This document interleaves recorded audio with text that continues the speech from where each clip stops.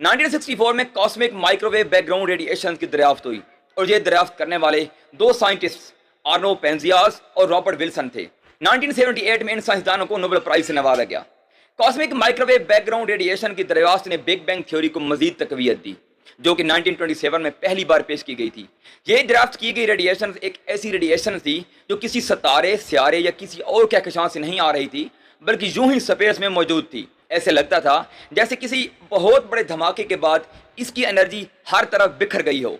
इस दरियाफ्त से हमें कायनात की दादा का अंदाजा तो हुआ, लेकिन बिग बैंग से पहले क्या था इसके बारे में हमारी साइंस लाजवाब है। साइंस के पास इस बात का कोई इल्म नहीं। वैसे भी साइंस के इल्म में इनकलाब 1500 ईस्वी के बाद शुरू हुआ, लेकिन कदीम तहजीबों के अंदर साइंस की जड़ें देखी जा सकती हैं, जैसे कदीम मिस्री तहजीब, कदीम यूनानी और चाइना की तहजीबों में इल्म फल्कियात, मेडिसन, मैथमेटिक्स और इसके अलावा साइंस की दूसरी शाखें देखी जा सकती हैं।